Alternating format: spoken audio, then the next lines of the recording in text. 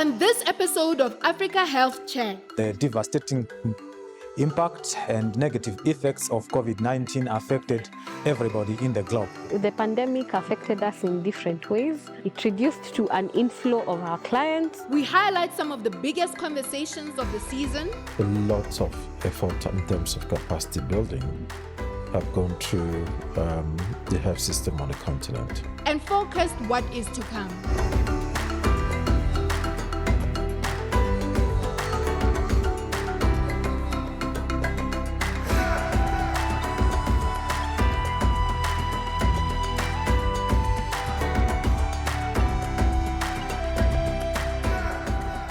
Pan-African greetings to you all from Nairobi, Kenya, where we are bringing you a bigger and better season 3 of Africa Health Check.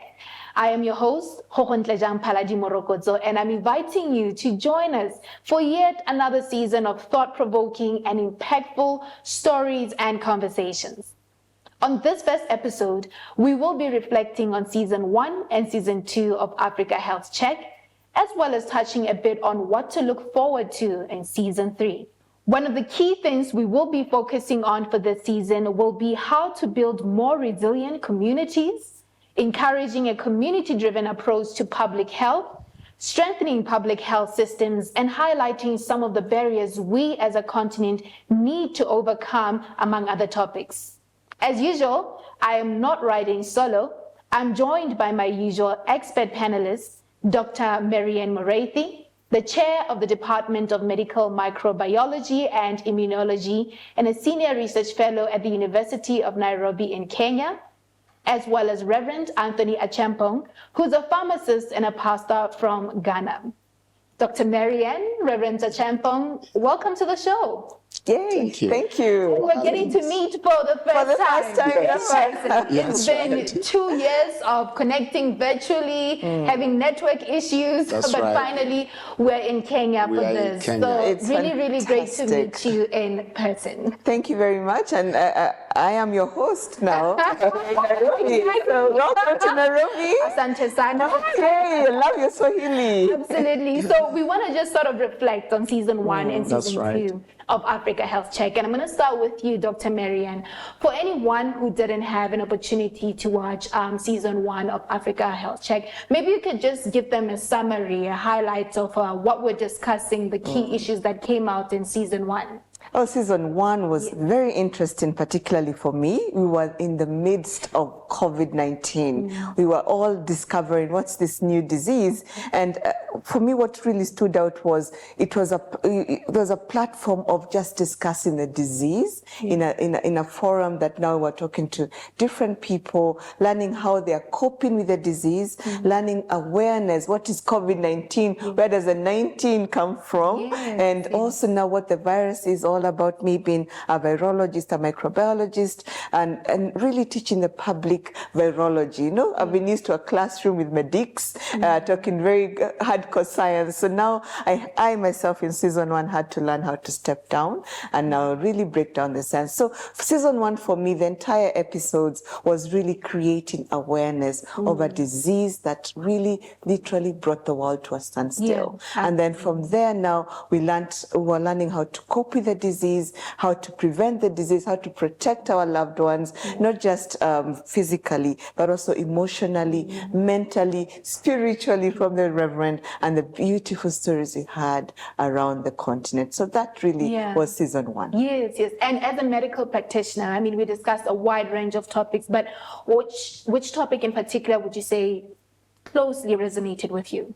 Oh, I think there's a topic we discussed on mental health, but what we're focusing on was the mental health of our young girls and women, particularly during that time of COVID-19. How are they coping? And at that point, we were seeing reports of a high rise of teenage pregnancies. So this is what literally our young girls in Kenya, there were headline news, what's happening during lockdown to our young girls because the pregnancies went up. So there's this particular group, I think it was from Malawi, I'm not very clear on that, but it was a group that was focusing on social media and mental health of our young adults, our young women, and they had a platform where they could log in, talk about what their challenges are. Is it sexual health challenges, mental health, or is it something physically they needed? So that really resonated with me because my background, my research, my work has been on HIV, sexually transmitted infections that affect our young girls and women. So that I felt, wow, you're taking it a notch higher by using technology, because at that point, our young ones, the teenagers, were all on social media. So why not use the platform they're using to advocate for better health? So that stood out for me. Absolutely. No, I remember that very well. And I do remember that we featured a story about an organization that was using digital platforms to offer free counseling services, therapy, and so on and so forth. So really, really remarkable and powerful episode that we had there. And going to you, Reverend, I know you were very passionate about so many of the topics that we discussed during season 2. But if you're just to give a summary, a highlight of what was the theme, the common theme among all the topics we discussed during season 2?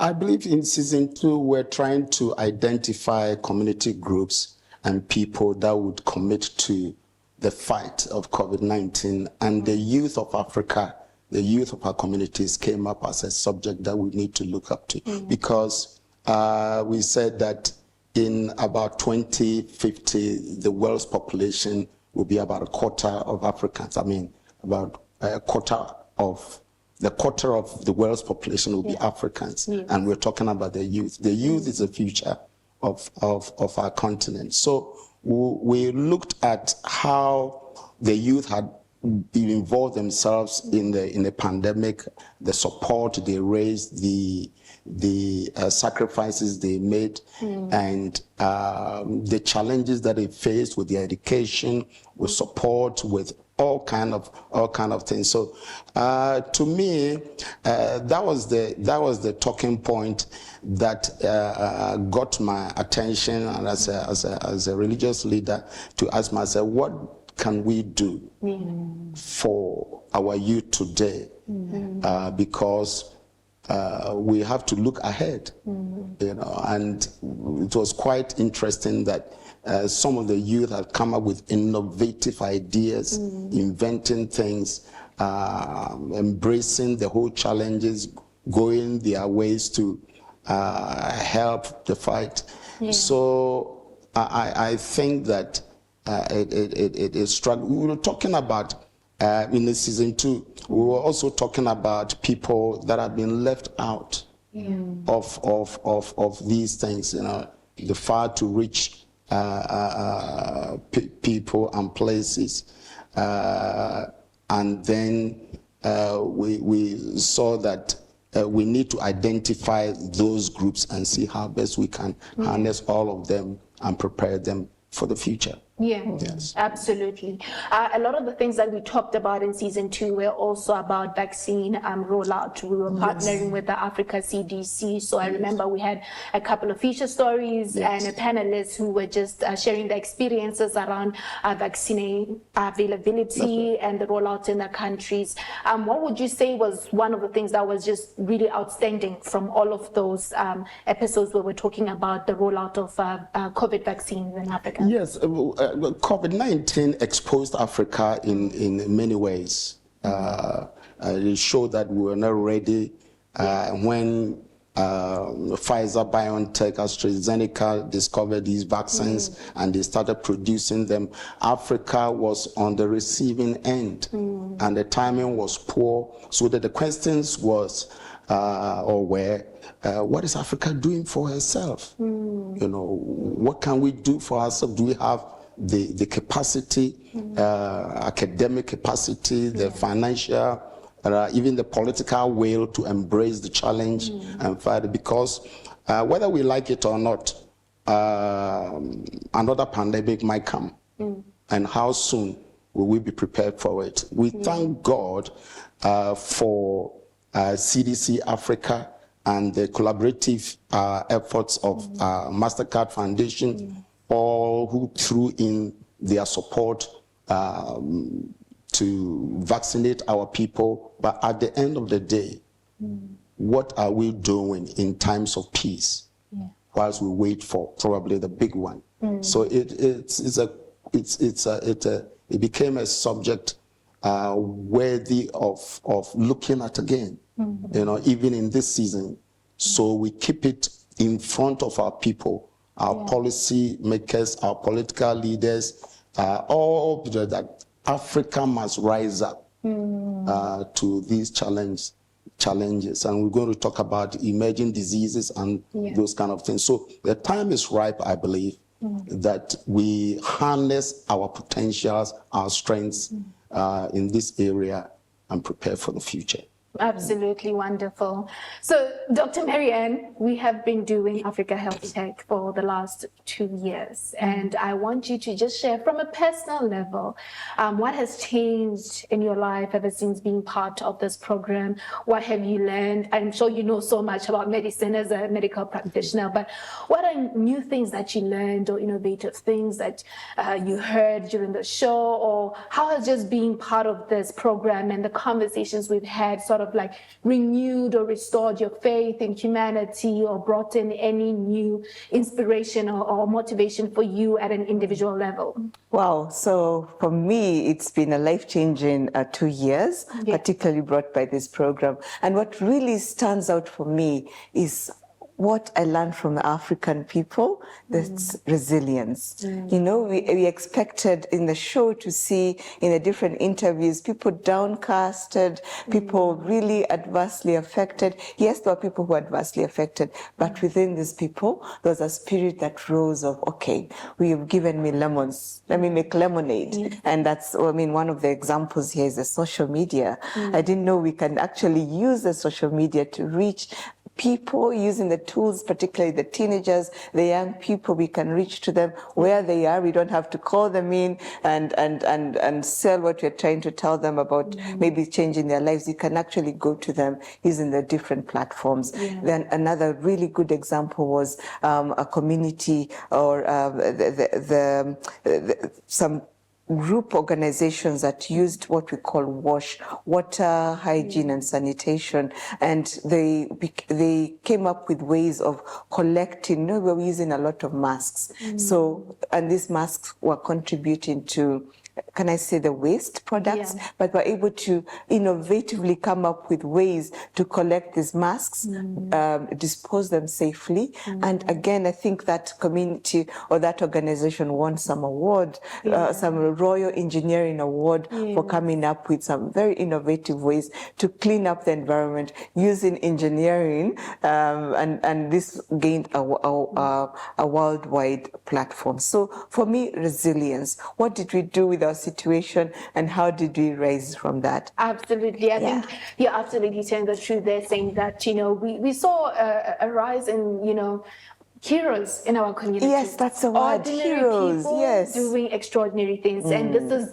why in season 3, one of the things we're going to be doing after each episode is that we're going to be shining a spotlight on a champion of health in all African countries. So each episode, we're going to have one champion that we're going to be shining a spotlight on, celebrating them, embracing them, and sort of also to, you know, inspire all of us to say, you don't have to wear a cape to be a hero. It's just a matter of what you are doing in your community. You see a problem and you decide, I'm going to do something about it, no matter how trivial that effort may seem. So absolutely, really, really, really remarkable. Maybe to go to you, Reverend. 2 years, Africa Health Check. How has that impacted you as an individual at a personal level? It's the revelation that a section of our people have been for so long been neglected, you know, mental health victims.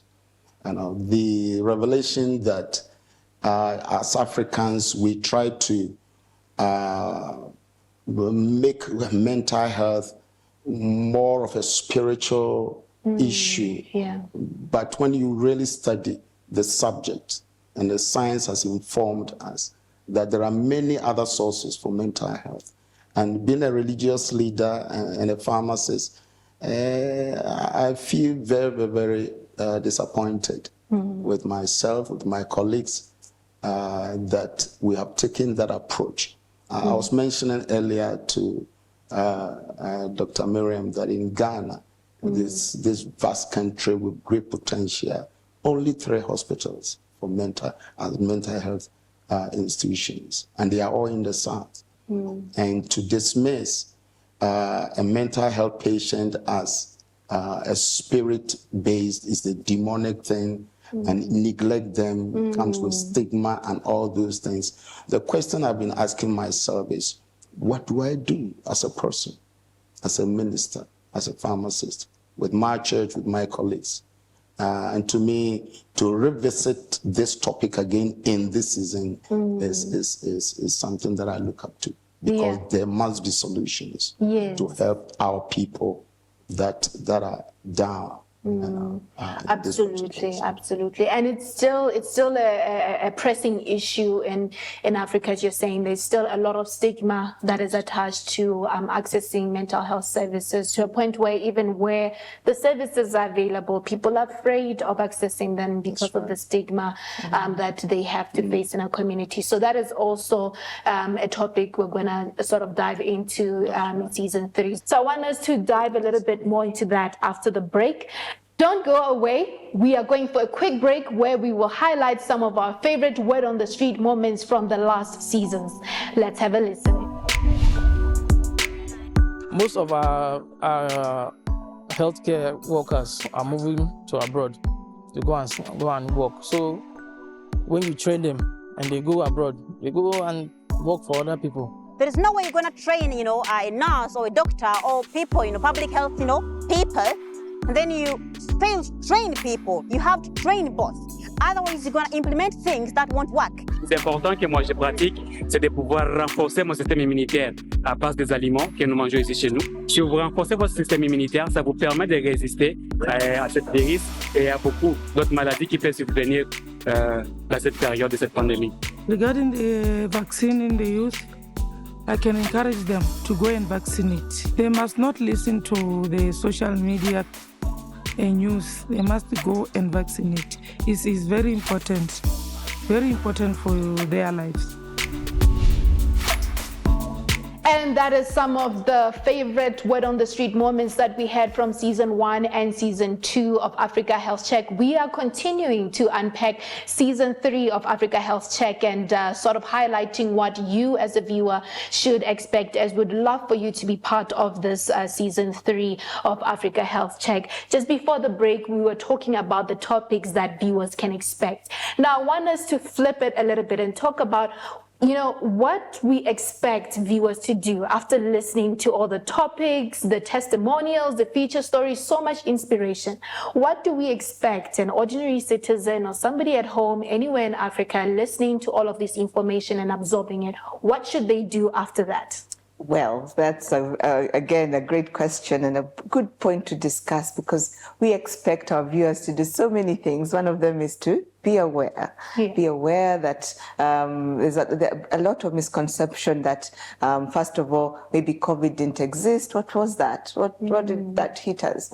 No, reality check is it hit us. But then again, I want people to be aware that there are other infections that are at play. Some infections never went away. In fact, we were discussing with Reverend other issues that are really affecting us. There was flooding in Malawi the other day.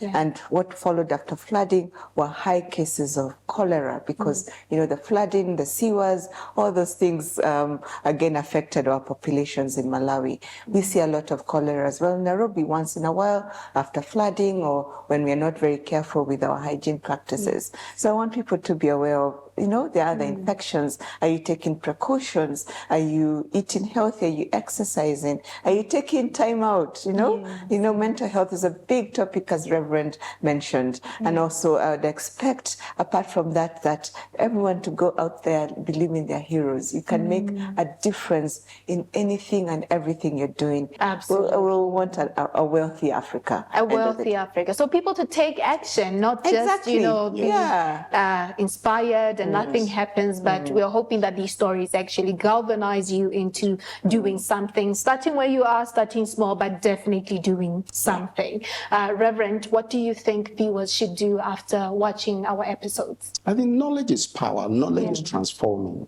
You know, I will talk about wellness and fitness and the value of exercises. I mean, what is the point of listening to these points, researched information to better your health and do nothing with it? So we expect our viewers to put into practice what we are sharing on this platform.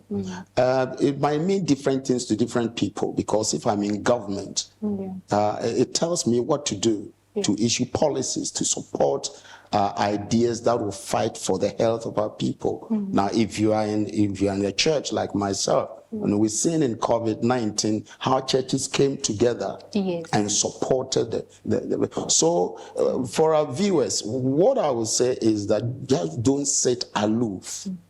Get involved. Community involvement is one powerful way by which most of these Ebola and other communicable diseases are being fought. Absolutely. And it's about, you know, after hearing all of this, you know, it's incumbent upon you as an individual. What do you use all that useful information for? And I know there's a common saying that, you know, once you get information, the best thing you can do is share it with the next person. That's actually one of the most simple or basic things that you can do, is to pass on the knowledge, pass on that education. And as you said, it's power. So go on and empower others with that information. There's a common adage that anything brilliant that was achieved started off as a dream, as a vision. So as public health experts and passionate enthusiasts about public health, what is your dream, your vision in terms of public health outcomes for Africa? In the ideal world, where would you like to see Africa in terms of our public health outcomes and indicators? Well, okay, you know, that's a whole topic in the university, strengthening health systems. So for me, really, first of all, I try to imagine of that mom in a village, and I want that mom to be healthy. I want that mom to be able to go to the dispensary down the road that is close to her. She doesn't have to, you know, in the deep villages, they use donkeys and a cart as ambulances, and the ambulance is 6-7 hours away. So I'd want some equity in that she can walk to her dispensary. And whilst she's there, she doesn't have to be, first of all, long queues. She's quickly, her problem is solved as quickly as possible.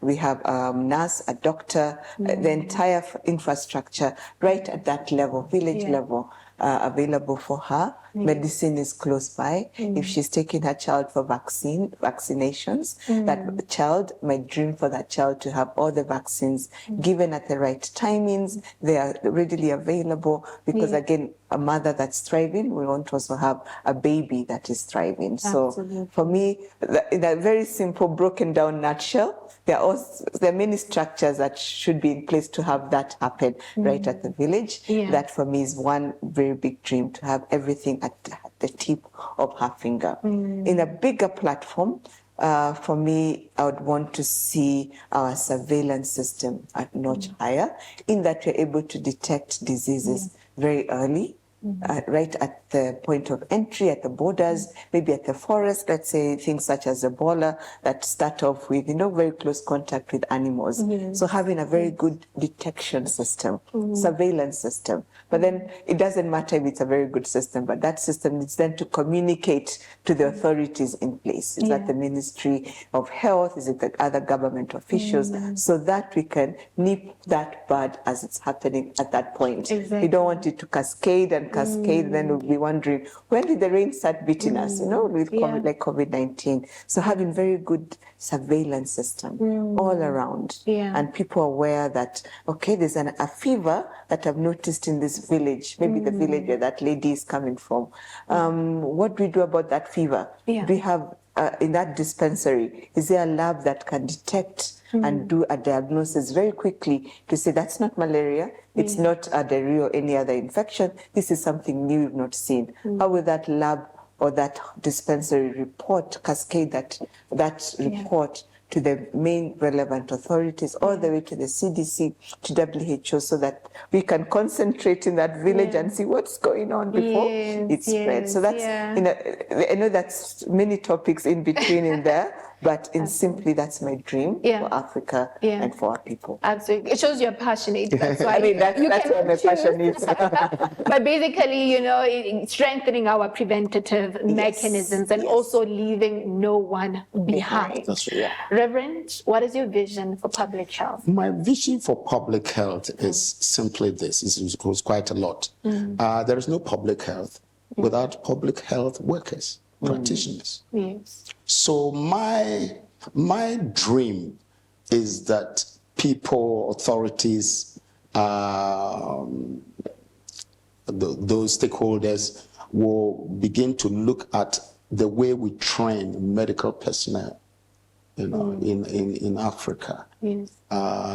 Because there is no healthcare, once again, without healthcare practitioners. Absolutely. So we train more doctors, more nurses, and those in the health area.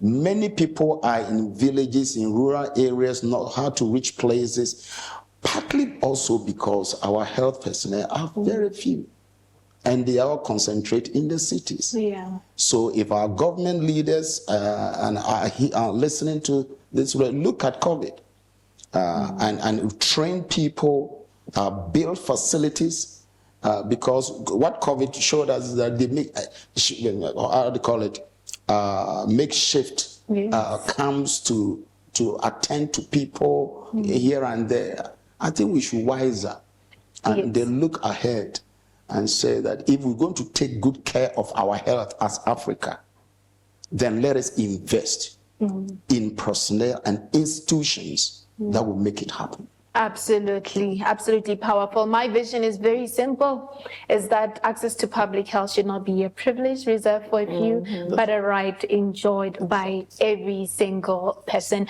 But that brings us to the end of our episode. We'll definitely have more opportunities to discuss this further, as I can see you want to still say more. But reserve that energy for the other coming episodes before, yes, we're warming up, which is absolutely fantastic. But before we wrap up the show today, I would like for us to take a look at our African health champion for this episode. In Tanzania, the future of healthcare is unfolding with a revolutionary digital tool called Afya Data. Created by the Southern Africa Center for Infectious Disease Surveillance, this app transforms ordinary people and health workers into disease detectives. By harnessing the power of smartphones, Afya Data enables swift reporting of unusual health occurrences, leading to early disease detection and prevention. This open-source tool operates at both the community and national level, ensuring seamless information flow for better disease management. Afya Data is not just an app, it's an African health champion, leading the charge towards a safer and healthier continent.